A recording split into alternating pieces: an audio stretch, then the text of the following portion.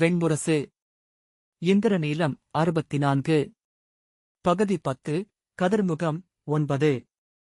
வாசிப்பது சந்தீப். இளைய யாதவனின் வலதுகை அரவென நீண்டு தன் இடையை வளைத்து தூக்கி ஆடை பறக்கச் சுழற்றி புரவியின் முதுகில் அமர வைத்த கணம் ருக்மிணியின் நெஞ்சில் மீண்டும் மீண்டும் துளித்துளியாக நிகழ்ந்தது. புரவித் தொடைகளின் இறுகிய தசை அசைவுகளை உலையெறும்பை அறையும் கூடங்களென தூக்கி புழுதியின் ஆவி பறக்க வைக்கப்பட்ட பெரிய குழம்புகளுக்கு அடியில் வேல்பட்ட வடுவென மின்னிய தேய்ந்த லாடங்களை, சுழன்ற கமுகு பூக்குலை வாலை, சற்றே திரும்பிய கழுத்தின் பிடரி மயிர் நலுங்கலை, விழிகளில் மின்னிச் சென்ற அறிதலை, அவள் உடல் சென்றமர அதன் முதுகு பீடம் சற்றே வளைந்து ஏற்றுக்கொண்ட குழைவை, காதுக்குப் பின் தொட்ட அவன் மூச்சை, இடை வளைத்து மென் வயிற்றை அழுத்திப் பற்றிய விரல்களில் படையாழியும் அம்பும் பயின்று காய்த்த தடிப்பை, அவன் மார்பிலணிந்த இரும்புக் கவசத்தின் குளிரை, பின் தலையில் முட்டிய தோளெலும்பின் உறுதியை, கடிவாளத்தை சுண்டிய இடக்கையில் மடிந்த விரல் இருமுறை அவள் முலைகளை தொட்டுச் சென்றதை, விடைத்த சிறிய காதுகளுக்கு அப்பால் புரவியின் நரம்பு பின்னிய நீள் முகத்துக்கு முன் பறந்து மீண்ட படையாழையிலிருந்து சிதறித் தெரித்த குருதியை, அப்பால் தலை அருந்து கைகள் விதிர்க்க மல்லாந்த வீரன் ஒருவனின் உடலை, துண்டுபட்டு விழுந்த தலை உறுத்த விழி ஒரு கணம் அதிர உதடு நடுங்க மண்ணில் புரண்டதை, சூழ ஒலித்த அலறல்களும் புரவிக் குளம்பொலிகளும் படைக்கல உலோகங்கள் மோதும் குலுங்கலும் தொலைவிலெங்கும் ஒலித்த கொம்பின் அலறல்களும் ஒன்றாகி முழக்கமாகி விரிந்து உலகென்றாகியது அக்கணம். அதன் ஓர் எல்லையில் இருந்து மறு எல்லை நோக்கி உறைந்த ஒற்றைச் சொல்லுடன் அவள் சென்று கொண்டிருந்தாள். முன்னங்கால்களை மண்ணில் ஊன்றி அக்கணத்தில் இருந்து எழுந்து உடல் அதிர அடுத்த கணத்தில் விழுந்தது புரவி. அதிர்ந்த உடலை சூடிய அகம் அதிர்ந்து அக்கணத்தை அறிந்தபோது முந்தைய கணம் நீலம் என்ற சொல்லாக இருந்தது அறிந்து அவள் வியந்தாள். அவன் கைக்கு வந்த ஆழி விரல் தொட்டு சுழன்றெழுந்து மீண்டும் தெரித்து தலை கொண்டு எழுந்து பறந்து மீண்டது. ஒளிக்கதிரின் விரைவு கொண்டு வெள்ளிப் பறவையென சுழன்றபடி அவனுக்கு அது வழி சமைத்தது. உருளும் இரு கதைகளை சினங்கொண்ட கழுகுச்சிறகென தன்னைச்சூழ பறக்கவிட்டு புரவிமேல் அவனைக் காத்தபடி தொடர்ந்தார் பலராமர். அவரைத் தொடர்ந்து வந்த ருக்மி, நில், இளைய யாதவனே, நில் என்று கூவியபடி தன் வாளை சுழற்றியபடி ஓடி வந்தான். இடக்கையால் அவன் வீசிய வேல் மூத்த யாதவரின் கதையில் பட்டு உலோக நகைப்புடன் சிதறித் தெரித்தது. நகைத்தபடி திரும்பி கடிவாளத்தை குவிப்பிடித்திருந்த தொடையை அசைத்து புரவியை நிறுத்தி அவனை எதிர்கொண்டார் பலராமர். இளைய யாதவனின் புரவி 12 கணங்களாக 12 காலடிகளாக 12 உடல் அதிர்வுகளாக காலத்தைக் கடந்து இளமணல் பரவிய வரதாவின் கரையை அணுகி கால்சிக்கி விரைவழிந்து தலைவளைத்து நிற்க அவள் இடைவளைத்து அள்ளிக்கொண்டு தாவி இறங்கி இருகைகளாலும் தூக்கி அவளை படகுக்குள் வீசினான். சுழன்று வந்த ஆழியை மீண்டும் செலுத்தி பாய்ந்து வில்லுடன் வந்த வீரன் ஒருவனை சீவி வீழ்த்திவிட்டு படகுக்குள் இளைய யாதவன் ஏற விம்மும் வண்டென அவன் கையை வந்து அடைந்து குருதியை உதறி அடங்கியது ஆழி. பலராமரை நோக்கி வந்த ருக்மி தன் நீண்ட வாளால் கதை ஏந்திய அவர் கையை வெட்ட முயன்றான். கணுக்கையில் சுற்றிய இரும்புச் சங்கிலியால் கதையை நீட்டி சுழற்றி அவன் புரவியின் விலாவை அறைந்தார் பலராமர். நொறுங்கும் எலும்பு ஒலிக்க மூக்கில் இருந்தும் வாயில் இருந்தும் குருதி சிதற அலறியபடி சரிந்து விழுந்து முதுகு உரச விரைந்து சென்று 4 குழம்புகளையும் மேலே காட்டி துடித்து புரண்டெழுந்தது புரவி. அதன் அடியில் விழுந்து எழுந்த ருக்மி குனிந்து தன் வாளை எடுத்தபடி ஓடி வருவதற்குள் அவன் தோளை எட்டி உதைத்து பின்னால் சரித்துவிட்டு சிரித்தபடி படகை நோக்கி பாய்ந்த பலராமர் திரும்பி உரத்த குரலில், இளையோனே, நீ எதிர்கொள்ளும் போரல்ல இது. செல், துவாரகையின் பட்டத்தரசியின் தமையனென பெருமைக்குள் என்றார். பின்னால் ஓடி வந்தபடி ருக்மி நெஞ்சில் ஓங்கியறைந்து, குருதியால் இதற்கு மறுமொழி சொல்வேன். குருதிக்காக தேடி வருவேன் என்று கூவினான். இந்த மண்ணிலிருந்து அவளுடன் நீங்கள் செல்ல விடமாட்டேன். சென்றால் ஒருமீசை எடுத்து பேடி என்றாகி நிற்பேன். இது என் மூதாதையர் மேல் ஆணை. கதையைச் சுழற்றி தன் கையில் எடுத்து தொடை மேல் வைத்தபடி, இளையவனே, இக்கணம் கொன்று செல்வது எனக்கு அரிதல்ல, ஆனால் என்றேனும் உனை நெஞ்சுடன் தழுவ விழைகிறேன் என்றார் பலராமர். குருதி, குருதியால் என் மறுமொழி என்று ருக்மி கூவினான். இளைய யாதவன் ஏறிய படகு சுழலில் பாய்ந்தேறி வளைந்து சென்றது. அடுத்த படகில் பலராமர் ஏறிக்கொண்டதும் அதன் குகர்கள் 4 பெருங்கழிகளால் கரையை உந்தி வரதாவின் சுழிக்குள் அதை செலுத்தினர். துவாரகையின் 4 படகுகளும் வரதாவின் சுழியில் விரைந்தேறி விலக ருக்மி, விடாதீர்கள். தொடர்ந்து நமது படைகள் எழும்வரை அவர்களை ஆற்றின் மேல் தடுத்து நிறுத்துங்கள் என்று கூவியபடி ஆற்றின் கரை ஓரமாக ஓடினான். கொம்போசை கேட்டு ஓடிவந்த விதர்ப்பத்தின் வீரர்கள் பாய்ந்து படகுகளில் ஏறிக்கொண்டனர். அவற்றின் குவர்கள் கழிகளை உந்தி படகுகளை சுழிவளையத்தில் ஏற்றி துவாரகையின் படகுகளை தொடர்ந்தனர். ருக்மி ஓடிவந்து ஒரு படகில் ஏறிக்கொண்டபடி விரைந்து செல்க என்று கூவினான்.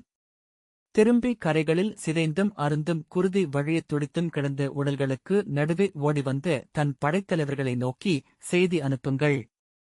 விதர்ப்பத்தின் படைகள் அனைத்தும் வரதாவில் எழட்டும். இவர்கள் நெடுந்தொலைவு செல்ல முடியாது. நமது பெரும்பாய் படகுகள் அவர்களை ஒரு நாழிகைக்குள் எட்டிவிட வேண்டும். இது என் ஆணை என்று கூச்சலிட்டான். ருக்மியின் படகு சுழியை கலைத்து யாதவப் படகுகள் உருவாக்கிய அலைகளில் எழுந்து விரைந்தது. தொலைவில் இளைய யாதவனின் படகில் இருக்கும் ருக்மிணியை ஒரு சிறு பட்டாம்பூச்சியென அவன் கண்டான். இரு கைகளையும் விரித்து விரைக, விரைக என்று கூவினான். அவன் கையில் இருந்து வளைந்து எழுந்த அம்புகள் வரதாவின் நீர்ப்படலத்தை சற்றே கிழித்து வெள்ளை மணிகளை எழுப்பி ஒளி சிதற வைத்து சிற்றலைகள் எழ தன் நிழல் பிறிதொரு ஆழி எனத் தொடர சுழன்று வந்த இளைய யாதவனின் படையாழி படகில் சென்ற அமரக்காரனை தோள் அறுத்து பிறிதொருவனின் தலை அறுத்து குருதித் துளிகளுடன் நீரில் விழுந்து கீற்றென சிற்றலை ஒன்றை கீறி மூழ்கி பறவை குழியிலிட்டு புதிதாக மேலெழுந்து ஒளிச்சுழியென சென்று கூடணைவது போல் அவன் கையைத் தொட்டு அக்கணமே அங்கிருந்து மேல் எழுந்து கிளம்பி வந்து பிறிதொரு வீரனின் தலை கொய் தது அமரம் இழந்து அப்படகு சுழியின் பெருவளைவில் தத்தளித்து அலையொன்றில் ஏற முயன்று அவ்விரைவினாலேயே கவிழ்ந்தது. அதில் இருந்து வில்லேந்திய 3 வீரர்களும் நீருக்குள் விழுந்து துழாவி எழுந்து கை நீட்டி மூச்சுக்கென தவிக்கும் இறுதி முகம் காட்டி நீரில் மூழ்கினர். பசி எழுந்த அன்னைப்புலி போன்ற தன் கைகளால் அவர்களை அள்ளிச் சென்றாள் வரதா. திறந்து கிடந்த குகைச் சுழிக்குள் அவர்கள் சென்று புள்ளிகளாகி அழிந்தனர். ருக்மி பின்னால் வந்த படகில் தொற்றி ஏறிக்கொண்டான். யாதவர்களின் படகுகளிலிருந்து எழுந்த அம்புகளால் தொடர்ந்து தன் படகுகளில் இருந்து வீரர் அலறியபடி நீரில் விழுந்ததை ருக்மி கண்டான். அவன் தொடுத்த அம்பு பட்டு யாதவப் படையினர் அலறியபடி நீரில் விழுந்தனர். தன்மேல் தொட்ட ஒவ்வொன்றையும் நெருப்பென குமிழை எழுப்பி உள்வாங்கி அக்கணமே மாய்த்து யாதொன்றும் அறியாதது போல சுழன்று கொண்டிருந்தது வரதாவின் கொலை விழி. ருக்மி குழல் பறக்க நனைந்த ஆடை உடல் ஒட்டித் துடிக்க கால் பரப்பி படகு மேல் நின்றான். நீண்ட கட்டை விரல் மேல் ஊன்றி அம்பைத் தொடுத்தான். அவன் அம்புகள் நீண்டு எழுந்து வளைந்து வரதாவின் நீர்ப்பெருக்குள் விழுந்து மறைந்தன. இளைய யாதவனின் படகு தொலைவில் எழுந்து சுழியின் இறுதி விளிம்புக்கு அப்பால் பாய்ந்தது. தொடர்ந்து பலராமனின் படகு சுழியை மீறிச் சென்றது. விரைவு, விரைவு என்று கூவிய ருக்மி அக்கணமே உணர்ந்தான். அவன் படகை ஓட்டிய குவர்களில் 2 கை சோர்ந்துவிட்டனர் என. அவர்களின் துடுப்பு ஒன்று வலுவிழக்க அவன் படகு சற்றே சரிந்து சுழிப்பெருக்கின் வளைவுக்குள்ளேயே சிக்கிக் கொண்டது. வரதாவின் கண்காணா விசைச்சரடு அப்படகை சுழற்றி யாதவர்களின் படகில் இருந்து விலக்கிக் கொண்டு சென்றது. எதிர்த்திசையில் விரையும் தன் படகில் நின்றபடி நெடுந்தொலைவில் மறைந்த யாதவ படகுகளை நோக்கி தொடையில் ஓங்கி அறைந்து கால்களை படகு பலகையில் இடித்து ருக்மி வெறிகொண்டு அலறினான். ருக்மியின் படகு வளைந்து விரைந்த நீர்ப்பாதையில் சிறகொடுக்கி மண்ணிலிறங்கும் வெண்கொக்கு போல விரைந்து சித்திதாத்ரியின் ஆலய முகப்பை நோக்கிச் சென்றது. 9வது துர்க்கையின் ஆலயம் அமர்ந்த கரிய குன்று அவனை நோக்கி வந்தது. அதன்மேல் அமர்ந்த ஆலயத்தின் உச்சியில் தழலென கொடி பறந்தது. கால் தளர்ந்து படகில் அமர்ந்து தலையில் கை வைத்து ஒரு கணம் அவன் விம்மினான். படகு ஆலயத்தருகே மணல் கரையை நோக்கிச் சென்றதும் பொறுமையிழந்து பாய்ந்து இறங்கி இடுப்பளவு நீரில் கால் துழாவி தள்ளாடி மேலேறி அப்போதும் துடித்துக் கொண்டிருந்த குருதியுடல்களையும் குதிரைக் கால்களையும் கடந்து தாவி ஓடி கரைக்கு வந்தான். மண்சாலையின் மறு எல்லையில் வல்லோரு கொடி பறக்க 4 புறவிகள் இழுக்க விரைவு தேரில் சிசுபாலன் வருவதைக் கண்டான். சேதி நாட்டு அரசே என்று இருகைகளையும் விரித்துக் கூவியபடி அத்தேரை நோக்கி ஓடினான். பின்னால் பன்றிக்கொடி பறக்க வராக நாட்டு சிற்றரசன் பிருகசேனனும், எலிக்கொடி பறக்க மூஷிக நாட்டு சிற்றரசன் சசாங்கனும், கன்றுக்கொடி கொண்ட உபபோஜ நாட்டு சம்பிரதனும் வருவதைக் கண்டான். அவர்களுக்குப் பின்னால் புரவிப்படையொன்று இடிந்திறங்கும் மலை என பேரொலியுடன் வந்து கொண்டிருந்தது. தேர் விரைவழியாத போதே பாய்ந்திறங்கி மண்வந்த பறவையென கால் வைத்து வந்து நின்ற சிசுபாலன் உரக்க என்ன நிகழ்ந்தது? விதர்ப்பரே, எங்கே இளவரசி? என்றான். துவாரகையின் திருடன் அவளை கவர்ந்து சென்று விட்டான், சேதி நாட்டரசே என்றான் ருக்மி. உடைந்த குரலில் அழுதபடி, இனி இங்கு முகத்தில் மயிர் வைத்து வாழ முடியாதவனாக என்னை ஆக்கிவிட்டான். என் நகர் புகுந்து என் குலக்கொடியைக் கொண்டு அவன் செல்வானென்றால் அதன் பின் நான் என்ன வீரன்? என்றான். சிசுபாலன் திரும்பி ஓடி தன் தேரில் ஏறிக்கொண்டு, இன்னும் பிந்தி விடவில்லை விதர்ப்பரே. பாய் அற்ற படகுகளில் வரதாவில் நெடுந்தொலைவு சென்றிருக்க முடியாது. இச்சுழி கடந்து மறு எல்லை அடைந்ததும் காட்டுக்குள் புகுந்திருப்பான். அங்கு அவன் வந்த புறவிகள் நின்றிருக்கும். நம் எல்லை கடப்பதற்குள் அவனை கைப்பற்றிவிடலாம். பிறிதொருவர் அறியாமல் வந்திருக்கிறான். எனவே பெரும்படையுடன் வந்திருக்க வழியில்லை. அவனை சூழ்வோம். தலை கொண்டு மீள்வோம். அதற்கென தருணம் வாய்த்திருக்கிறதென எண்ணுவோம். எழுக என்றான். ருக்மி, ஆம், இறுதிக் கணம் வரை இலக்கு அது என்று கூவியபடி தன் படைத்தலைவனை நோக்கி, விதர்ப்பத்தின் படைகள் அனைத்தும் மறுகரை செல்லட்டும். இக்கணமே என்று ஆணையிட்டான். புரவியில் ஏறிக்கொண்ட ருக்மி சிசுபாலனை முந்தி முன்னால் சென்றான். விதர்ப்பத்தின் புரவிகளும் 12 சிற்றரசர்களின் விரைவுத் தேர்களும் வரதாவின் கரையோரமாக விரைந்தன. மூதமையர் கோயில் கொண்ட சிற்றாலயங்களில் போசனை செய்யவும், படுகள வீரர்களுக்கு அமைத்த பலி பீடங்களில் படையல் இடவும் நின்ற விதர்ப்பத்தின் குடி மக்கள் வியந்து நோக்க அப்படை சென்றது. அவர்களுக்கு அருகே நீரலையில் ஒளி எழுந்து வரதா விரைந்தது. படகுத்துறையில் இருந்து பாய்விரித்த 12 பெரும் படகுகள் வரதாவில் எழுந்து சுழியைக் கடந்து விரைந்து வந்தன. அவை அணுகும் இடத்தில் சிசுபாலன் தேர் நிறுத்தி இறங்கினான். மூச்சிறைக்க புரவியில் வந்திறங்கிய ருக்மி, இப்படகுகளில் வரதாவை கடப்போம். அவர்கள் காட்டை கடப்பதற்குள் பிடித்துவிட வேண்டும் என்றான். சிசுபாலன், நாம் செல்வதல்ல, நம் புரவிகள் செல்ல வேண்டும் என்றான். நமக்கு அங்கே விரைவே முதன்மை படைக்கலம். விதர்ப்பத்தின் முதற்பெரும் படகு பாய்களை மண்ணிறங்கும் பறவை என பின்சரித்து அலைகளில் நுனி மூக்கு எழுந்து அமைந்து அணுகி வந்து அடிவயிறு மணலில் உரச நீர்விளிம்பு வரை வந்து நின்றது. சிசுபாலன், விதர்ப்பரே, கணங்களே உள்ளன நமக்கு என்று கூவியபடி கையசைத்துக் கொண்டு பாய்ந்து படகில் ஏறினான். படகில் இருந்து நீட்டி கரைமேல் படிந்த பாலம் வழியாக அவன் விரைவுத் தேரை ஏற்றினான். பாகன் புறவிகள் குளம்புகள் ஒலிக்க தொடர்ந்து ஏறின. 2வது படகு வந்து மணலில் உரசியது. அஞ்சிய எறும்புகள் பொற்று புகுவது போல அங்கிருந்த புறவிகளும் வீரர்களும் படகுக்குள் ஏறிக்கொண்டதும் கிளம்புக என கூவியபடி சிசுபாலன் அமரத்திற்கு ஓடி நின்று கைவீசினான். அமரக்காரன் கயிறுகள் பிணைக்கப்பட்ட பெருவளையத்தை சுழற்ற இறுகி நின்ற வடங்கள் திசை மாற்றி சுழலத் தொடங்கின. புடைத்த பாய்கள் 7 பறவையென விரிந்தன. படகு அலைகளில் மூக்கு வைத்து ஏறி முன் சென்றது. குஞ்சுகளை உடலெங்கும் ஏந்தி ஒளி நூலில் தொற்றித் தாவி ஏறும் அன்னை சிலந்து என புறவிகளை சுமந்து சென்றன படகுகள். மறியல்லை, மறியல்லை என்று சிசுபாலன் கூவினான். நமது விற்கள் நான் ஏறட்டும். ஒன்று பிழைக்காமல் நமது அம்புகள் உயிர் பருக வேண்டும். அவரது படைவீரர்கள் தலைக்கு மேல் குரங்கு வாலென வளைந்த இரும்பு விற்களை கால்கட்டை விரல் பற்றி நிலம் நாட்டி எருமைத்தோல் நாண்களை இழுத்து இறுக்கி தோளிலிட்ட இறகு விரித்து அம்புக் குவைகளுடன் மறுகணம் இதோ என சித்தமாக இருந்தனர். வரதாவின் பெருக்கை கடந்து கரையோர எதிர் ஒழுக்கை அடைந்தும் கூட யாதவ படகுகள் விரைவழியாமல் சென்று குறுங்காட்டிலிருந்து நீர் அருந்தும் விலங்குகள் போல குனிந்து நீர்ப்பெருக்கை தொட்டு நின்ற மரங்களின் இலைத்தழைப்பை ஊடுருவின. படகின் அலைகளால் நீர்ப்பாவை அலையுற மேலே எழுந்த காற்றில் கிளைகள் அசைய அஞ்சி உடல் சிலிர்க்கும் பெரு விலங்கென குறுங்காடு அவர்களை எதிர்கொண்டது. நிழல்காட்டுக்கும் தழைக்காட்டுக்கும் நடுவில் இருந்த இடைவெளியில் யாதவ படகுகள் தங்களை செருகிக் கொண்டன.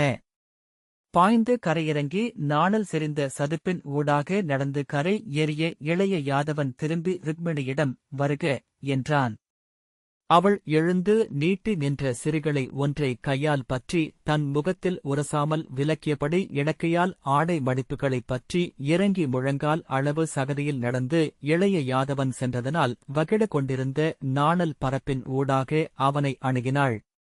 பின்னர் வந்த படகில் இருந்து பாய்ந்திறங்கி சேற்றைக் கலக்கும் யானை போல் வந்த பலராமர் தன் இடையில் இருந்த சங்கை எடுத்து மும்முறை ஊதினார். யாதவர்களின் படகில் இருந்த வீரர்களில் 4 மட்டுமே எஞ்சினர். பலராமரின் தோளில் ஓர் அம்பு குத்தியிருந்தது. அவர் அதை பிடுங்கி வீசியபோது அதன் இரும்பு அலகு அவர் தசைக்குள்ளேயே புதைந்திருந்தது. சங்கொலை கேட்டு தொலைவில் குறுங்காட்டின் ஆழத்தில் இருந்து கனைத்தபடி யாதவர்களின் குதிரைகள் கிளம்பி வந்தன. காற்று கிளையுலைத்து வந்து சூழ்வது போல அவர்களை வளைத்துக் கொண்ட புறவுகளில் இருந்து இறங்கிய யாதவ வீரர்கள் ஓடிவந்து படகுகளை அணுகினர். அங்கே குருதி வழியே கிடந்த உடல்களைக் கண்டதும் திகைத்தனர். உயிருடன் எவரும் எஞ்சவில்லை என்ற பலராமர் திரும்பி இளைய யாதவனை நோக்க அவன் அவர்களை நோக்காது ருக்மிணியின் கையை பற்றிக் கொண்டு ஓடிச் சென்று முன்னால் வந்த வெண்புறவியின் மேல் ஏறினான். ஒரு சொல்லும் ஆணையிடாது அதை குதிமுள்ளால் குத்திக் கனைத்து பிடரி சிலிர்த்து முன்னங்கால் தூக்கி சீறி எழச்செய்து கிளையிலை பச்சைத் தழைப்பைக் கீறி குறுங்காட்டுக்குள் பாய்ந்தான். முள்செறிந்த குறும்புதர் அலையடித்த காட்டுக்குள் இறகு குவித்துச் செல்லும் செம்போத்து போல சென்றது அவனுடைய செம்புறவி. பலராமர் தொடருங்கள், அவர்கள் தொடர்ந்து வருவது உறுதி என்று கூவியபடி புரவி ஒன்றில் ஏறிக்கொண்டார். தன் கைகளில் கட்டப்பட்ட இரும்புக் காப்பை அவிழ்த்து வரும்போதே நீரில் கழுவி குருதி களைந்த கதலை தூக்கி ஒரு வீரனிடம் வீசினார். அவன் அதைப் பற்றி ஒரு புரவியின் இரு பக்கமும் துலாக்களென கட்டினான். அப்புரவி பலராமருக்கு அருகே விரைந்தது. புரவிப்படை புதர்களை விலக்கி தாவி ஊடுருவி விரைந்தது. ருக்மிணி அக்கணம் வரை தானிருந்த எண்ண அலைகளில் இருந்து இறங்கியவள் போல சூழலை உணர்ந்து எங்கிருக்கிறோம் நாம் என்றாள். மாளவத்தின் எல்லை நோக்கி செல்கிறோம். அது நம் நட்பு நாடு. அங்கு சென்றதும் விதர்ப்பத்தின் படைகள் நம்மை தொடர முடியாது என்றான் இளைய யாதவன். இன்னும் எத்தனை தொலைவு என்றாள். இளையவன் சிரித்து என்னை நீ அறிவதற்கு போதுமான தொலைவு என்றான். என்ன சொல்கிறான் என்று திகைத்து அவள் தலை தூக்க சிரிக்கும் அவன் விழிகளைக் கண்டாள். அவன் கை அவள் வயிற்றைச் சுற்றி உந்திச் சுழியில் சுட்டு விரல் அழுந்தி சற்றே சுழிக்க அவள் கைகள் நடுக்கத்துடன் அதைப் பற்றி உடல் திமிரி என்ன இது? வீரர்கள் சூழ்ந்திருக்கும் புரவியின் மேலே என்றாள். அவன் புரவி முதுகும் உரிய முறையில் மஞ்சமாக முடியும் என்றான். அவள் யாதவரே, இது முறையல்ல என்று திமிரினாள். காமத்தில் முறை என்று ஒன்றுண்டா என்றான் இளைய யாதவன். எதற்கும் முறையென்று ஒன்றுண்டு என்று பயின்று அரசகுலத்தவள் நான் என்றாள். மீறுவதெப்படி என்று என்னிடம் கற்றுக்கொள் என்றான் இளைய யாதவன். அவள் தன்னை வளைத்து அவன் கையை ஓங்கி அறைந்தபடி என்னை இறக்கிவிடுங்கள். இங்கு நான் இறங்கிக் கொள்கிறேன். எவருக்கும் காமக்கிழத்தியாக நான் வரவில்லை என்றாள். என் நெஞ்சமர்ந்து திருமகள் என்றே வந்தாய். பிறக்கென்ன என்றான் இளைய யாதவன். நீ கொண்டுள்ள இவ்வுடலே என் நெஞ்சம் அல்லவா? விதர்ப்பத்தின் பெரும் படகுகள் விரைவில் நம்மை எட்டிவிடும். நீங்கள் எண்ணுவது போல் எளிதில் தப்பி மாளவம் சென்றுவிட முடியாது என்றாள் ருக்மிணி. ஆம், அறிவேன். விதர்ப்பம் வஞ்சம் கொண்டுள்ளது. எனவே அதன் விரைவு முதிர்ந்துள்ளது என்றான் இளைய யாதவன். கூடிப்போனால் இன்னும் ஒரு நாழிகைக்குள் விதர்ப்பத்தின் படைகளும் சேதி நாட்டரசனின் துணைப்படைகளும் சிற்றரசர்களின் படைகளும் நம்மை சூழ்ந்து கொள்ளும். ருக்மிணி முற்றிலும் திரும்பி அவன் தோள்களை இரு கைகளாலும் பற்றிக் கொண்டு என்ன சொல்கிறாய் யாதவனே என்றாள். அவன் விழிகளும் உதடுகளும் சிரிப்பதற்கென்றே செதுக்கப்பட்டவை போல் இருந்தன. நமக்கு 2 நாழிகை நேரம் இருக்கிறது. இப்புரவி மேல் ஓர் இனிய வாழ்க்கை நிகழ்ந்து கனவென்றாக போதிய காலம் உள்ளது என்றான். ஐயோ, என்ன இது? என்ன சொல்கிறாய் இளையோனே? நீ விளையாட்டு ஓயாத சிறுவன் என்று சூதர் சொல்லில் அறிந்தேன். சித்தம் பழகாத பேதை என்று அறிந்திருக்கவில்லை என்றாள். பேதை என்பவன் பெருங்களியாட்டில் இருப்பவன் என்றான். அவள் செவிகூர்ந்து, இளையோனே, புறவிக் காலடிகளை கேட்கிறேன். நம்மைச் சூழ்ந்து வந்து கொண்டிருக்கிறார்கள் வீரர்கள் என்றாள். அவன் அவள் புறங்கழுத்தின் புன்மயிர் பிசிரை நாவால் சுழற்றி கடித்து இழுக்க அவள் ஆ என்றாள். நம்மைச் சூழ்ந்து விழிகள் இளையோனே, என்னை நாணிலியாக்காதே என்றாள். இவர்கள் அனைவரும் அஞ்சிக் கொண்டிருக்கிறார்கள். ஆகவே விழிகளனைத்தும் முதுகில் இருக்கும் என்றான் இளைய யாதவன். நீ அஞ்சவில்லையா என்றாள். நான் அஞ்சக்கூடியதும் நானே என்றான். அவள் இடைவளைத்து முலைகளை முழங்கைகளால் அழுத்தி திரும்பிய கன்னத்தில் முத்தமிட்டான். புரவி வரையும் அதிர்வில் உடல் நீர்த்துளி செறிந்து பூக்குலையென நலுங்க, காற்று முகத்தை வருடை குழலை அள்ளி பறக்கவிட, ஆடை எழுந்து சிறகடிக்கு மண் விட்டு விண்ணில் எழுந்து திசை நோக்கி உதிர்ப்பவள் போல் சென்றாள். மரக்கிளைகள் பாய்ந்து வந்து அவள் முன் வணங்கி விரிந்தன. கிளைகள் நடுவே விழித்து வானம் ஒளி வழிவது போல் கடந்து சென்றது. ஒவ்வொரு இலை நுனியும் பச்சை பெருக்கென காட்டைக் காணும் காட்சி கனவென்று ஒரு கணமும் விழிப்பென்று மறுகணமும் மாயம் காட்டின. என்னுள் எழும் இவ்வச்சம் நான் அறிந்திலேன். அதைச் சுழித்து தன்னுள் ஆழ்த்திக் கொப்பளித்ததும் இக்களிவெறி என்னுள் உள்ளதென்று எவ்வகையிலும் நான் அறியேன். இன்று என்னை கண்டு கொண்டிருக்கிறேன். என்னுடலில், என் விரைவில், என் துணிவில். இந்த வானும் இந்த மண்ணும் என் காலடியில் சுருண்டு மயங்கும். என்னை அணைத்து ஏந்தி விண்ணில் செல்லும் இந்த நீலமுகில் வண்ணன் மட்டுமே மெய். காலமழிய விழிமயங்க இங்கிருப்பேன் போலும். இனி என்பது இல்லை என்றாக இக்கணமே எப்போதுமென நீளும் போல. எண்ணியிராதது எல்லாம் அடிகலங்கி சுழித்து எழுந்து மேலே வந்து குமிழியிடும் இப்பரப்பே நானா? என்னுடையதென்று எண்ணுகையிலே நான் நாணும் இவையனைத்தும் நானா? எஞ்சியதென்று நான் விட்டுச் செல்லும் அங்கிலாத ஒன்று. இப்புவியில் இதுவரை பிறந்து மலர்ந்து மதமோரி மங்கை என்றான அனைவரும் கொண்ட கனவனைத்தும் குவிந்து இங்கிருக்கின்றன. உண்பதற்கென்று பிறந்த வாய் மட்டுமே கொண்ட நீர்வாழ் சிற்றியர் நான். இப்புவியையே சிறு கொப்புளம் என்றாக்கி சிரித்த பின்னும் எங்கும் பேரிருள் நிலம். விண்மீன்கள் நிறைமிகுந்து வந்து விழுந்து மறையும் இருளின் பெரும் சுழி. என் உடலில் முளைக்கின்றன பல்லாயிரம் களங்கள். பல கோடி கொலை படைக்கலங்களை ஏந்தியுள்ளேன். விழிமணி ஆரம் கொண்டு காலம் சமைக்கிறேன். கருமணி ஆரம் கொண்டு இருள் சமைக்கிறேன். தழலென எழுந்த சிம்மம் ஏறியுள்ளேன். வெண்பகலென எழுந்த விடை ஏறியுள்ளேன். இரவென குளிர்ந்த எருமை மீது ஏறியுள்ளேன். 8 திசை வானுமென இங்கிருக்கிறேன். அவன் இதழ் வந்து அவள் புறங்கழுத்தின் மயிர்பிசிரை முத்தமிட்டது. அலை புரண்டது கடல். உயிர்கொண்டு நெகிழ்ந்தது மலைப்பாறை. தோள்களை இடையே தொட்டுச் சென்றது கனலென்றான கை. கைதொட்டு அவள் உடலில் இருந்து உடலென்றான தெய்வங்களை எழுப்பின. முகிழ்த்தெழுந்தன மலைகள். ஊறிப்பெருகின நதிகள். அலை புரண்டு விழித்தன பெருங்கடல்கள். பொன் பதக்கத்தில் பெயர்ந்த மணி மீண்டு வந்து அங்கு அமைவது போல அம்மார்பில் அமைந்தாள். புரவி மீது இருந்தவர் என்றென்றுமென ஒருவரை ஒருவர் நோக்கி புன்னகைக்கும் அருவும் திருவும். இந்த வாசிப்பை கேட்டதற்கு நன்றி.